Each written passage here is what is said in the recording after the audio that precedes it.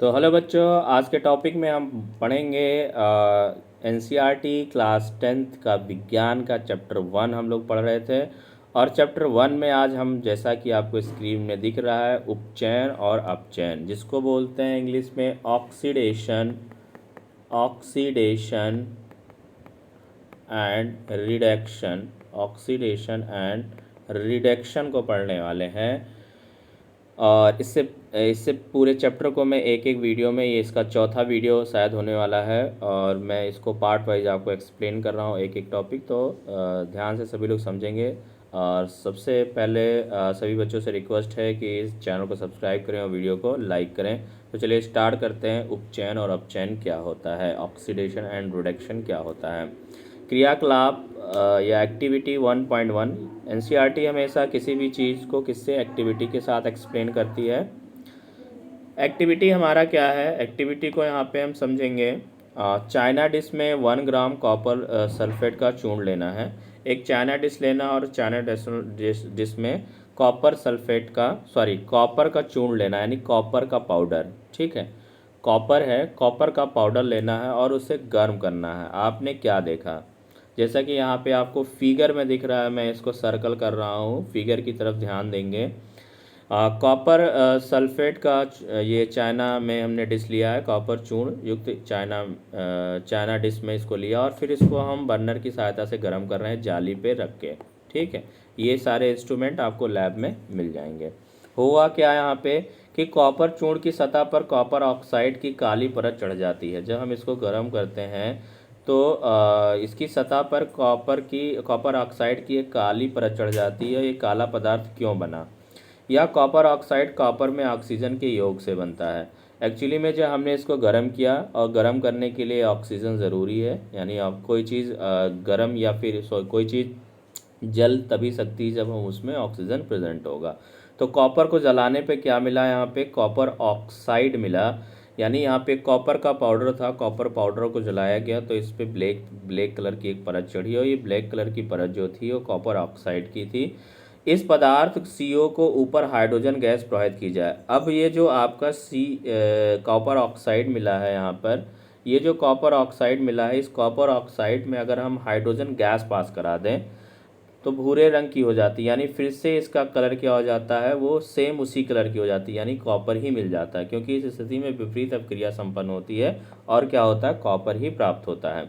यानी हमारे पास क्या था, कॉपर पाउडर था, हमने उसको गर्म किया तो कॉपर ऑक्साइड मिला, और फिर उस कॉपर ऑक्साइड में हमने हाइड्रोजन गैस पास करा दी तो इसकी रिवर्सिबल रिएक्शन हो गई, फिर से कॉपर मिल गया यहाँ पे। ठीक है, अब क्रिया के समय जब किसी पदार्थ में ऑक्सीजन की वृद्धि होती है तो कहते हैं कि उसका अपचयन हुआ है। यानी अगर ऑक्सीजन की वृद्धि हो, ऑक्सीजन ऐड हो, तो उसको हम क्या बोलते हैं, अपचयन, ऑक्सीडेशन। क्या बोलेंगे भाई, यहाँ पे जो रिएक्शन हुई है वो ऑक्सीडेशन रिएक्शन हुई है।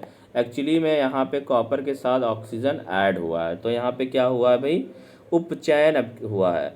और जब अपक्रिया में किसी पदार्थ से ऑक्सीजन का ह्रास होता है, यानी ऑक्सीजन बाहर निकलती है, तो उसका अपचयन होता है। एक उपचयन, अपचयन, ऑक्सीडेशन, रिडक्शन। तो यहाँ पे देखिए कॉपर से ऑक्सीजन बाहर निकल रही है, तो यहाँ पे क्या हो रहा है, यहाँ रिडक्शन हो रहा है। क्या हो रहा है, रिडक्शन हो रहा है। इसका मतलब क्या हो रहा है, अपचयन हो रहा है। यहाँ पे अपचयन हो रहा है और यहाँ पे उपचयन हो रहा है। क्या हो रहा है, उपचयन। ठीक है, अब हिंदी वाले बच्चे इन्हीं शब्द का इस्तेमाल करेंगे, लेकिन आप समझने के लिए ऑक्सीडेशन रिडक्शन ज़्यादा समय, क्योंकि आगे आपको यही सब समझना है। ठीक है, ऑक्सीडेशन रिडक्शन ही समझना है, आगे सबकी चीज़ इंग्लिश में हो जाएगी। अब क्रिया 1.29 में कॉपर ऑक्साइड में ऑक्सीजन का ह्रास हो रहा है, इसलिए यह अपचयित हुआ है, और हाइड्रोजन में ऑक्सीजन की वृद्धि हो रही है, इसलिए यह उपचयित हुआ है। अर्थात किसी अपक्रिया में अभिकारक अपचयित तथा दूसरे अभिकारक उपचयित या अपचयित होता है। सब क्रिया में उपचयन, अपचयन तथा रेडॉक्स अपक्रिया भी बोलते हैं। यानी अगर किसी रिएक्शन में क्या हो, अपचयन और उपचयन दोनों हो रहा है, मतलब ऑक्सीडेशन और रिडक्शन दोनों हो रहा हो, तो उसको हम क्या बोलते हैं भाई, उपचयन अपचयन अपक्रिया। क्या बोलते हैं बच्चों, उपचयन अपचयन अपक्रिया, या इसको बोलेंगे ऑक्सीडेशन रिडक्शन रिएक्शन। क्या बोलेंगे इसको, oxidation reduction, oxidation reduction reaction. क्या होगा? Oxidation reduction reaction. जैसा कि यहाँ पे देख रहे हैं कॉपर, यहाँ मैं रेड कलर का यूज़ करूँगा पेन। कॉपर ऑक्साइड में देखिए, कॉपर ऑक्साइड से कॉपर निकल रहा है, ऑक्सीजन निकल रहा है, यानी यहाँ पे क्या हो रहा है? रिडक्शन हो रहा है। तो ये क्या बोलेंगे? इसको अपचयन बोलेंगे। और हाइड्रोजन में क्या हो रहा है? ऑक्सीजन जुड़ रहा है, यानी हाइड्रोजन का क्या हो रहा है? ऑक्सीडेशन हो रहा है, इसलिए हम इसको क्या बोलेंगे? उपचयन बोलेंगे। कुछ और एग्जाम्पल दे रखे हैं, देखें यहाँ पे देखेंगे जिंक ऑक्साइड से ऑक्सीजन निकल रहा है तो क्या हो रहा है? रिडक्शन हो रहा है, रिडक्शन हो रहा है, इसका मतलब अपचयन हो रहा है। और इसमें देखेंगे कार्बन के साथ ऑक्सीजन ऐड हो गया है, यानी यहाँ पे उपचयन हुआ है, ऑक्सीडेशन हुआ है। ठीक है। ऐसे ही यहाँ पे देखेंगे MnO2 4HCl, ये बहुत इंपॉर्टेंट रिएक्शन है और इसको याद कर लेंगे क्योंकि ये एग्जाम में, बोर्ड एग्जाम में पूछा जाता है। कार्बन अपचयित होकर कार्बन मोनोऑक्साइड और जिंक ऑक्साइड अपचयित होकर, कार्बन उपचयित होकर और जिंक मोनोऑक्साइड अपचयित होकर जिंक बना रहा है। अभिक्रिया 1.32 इसमें देखेंगे HCl Cl2 में उपचयित हुआ है और MnO तथा MnO2 में, और MnCl2 में अपचयित हुआ है। ठीक है।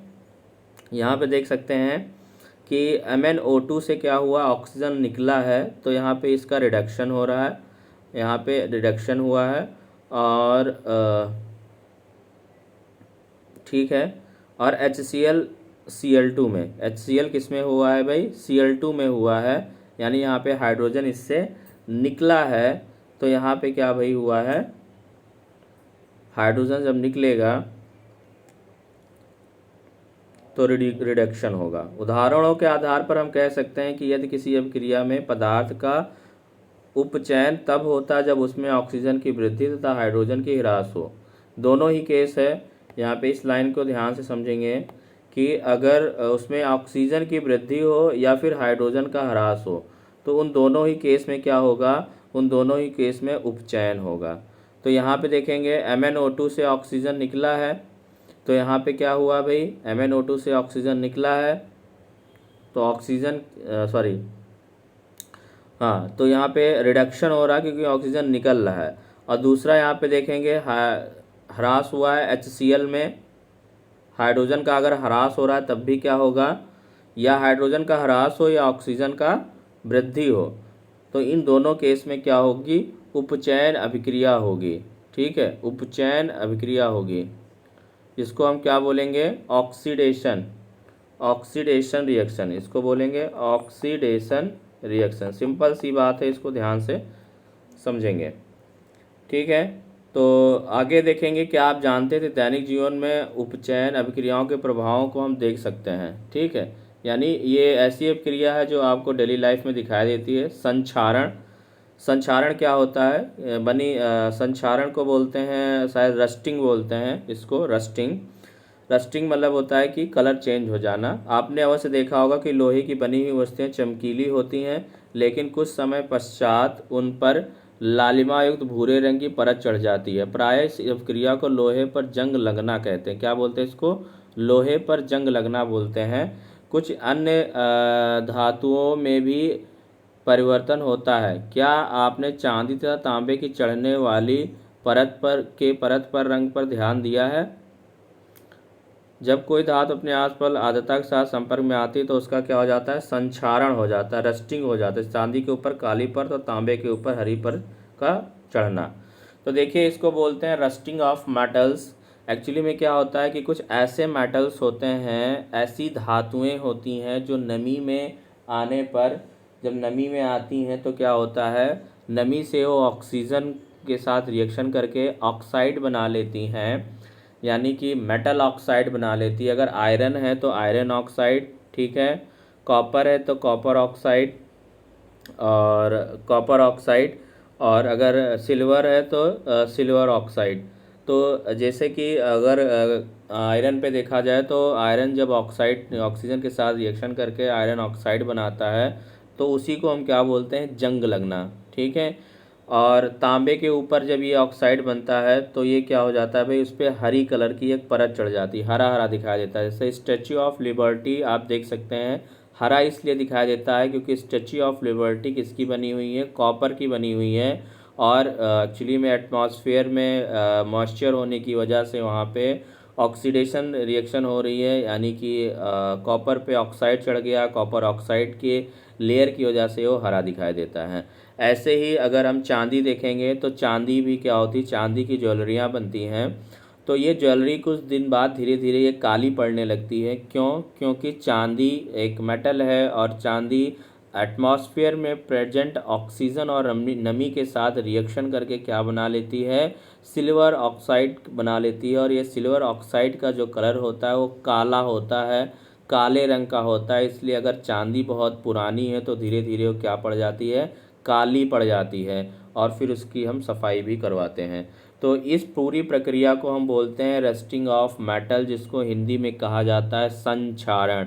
एक बात मैं बता दूं कि एनसीईआरटी ने ये संक्षारण वाले टॉपिक को इस साल सिलेबस में इंक्लूड नहीं किया है। तो ये आपके सिलेबस में नहीं है, यानी बोर्ड एग्ज़ाम में ये नहीं आएगा, लेकिन नॉलेज के पर्पज़ से आप इसको भी समझ सकते हैं।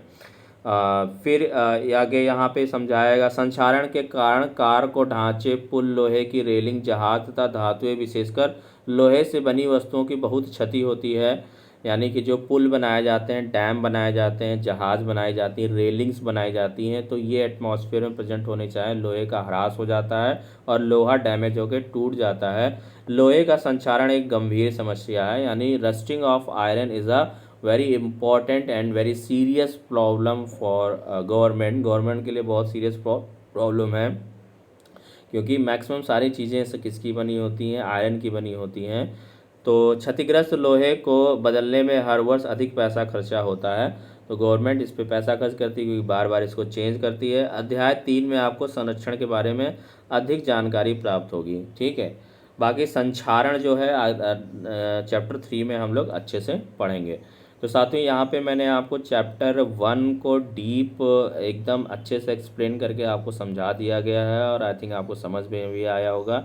नेक्स्ट वीडियो में सिर्फ हम एक वीडियो लाएंगे और उसमें एनसीईआरटी के सभी प्रश्नों को, इस चैप्टर के सभी प्रश्नों को सॉल्व करेंगे, एमसीक्यूज़ को सॉल्व करेंगे, क्योंकि यहाँ पे मैंने आपका थ्योरी वाला पार्ट पूरा एक्सप्लेन कर दिया है। मिलते हैं नेक्स्ट वीडियो में, तब तक के लिए नमस्कार, जय हिंद, जय भारत।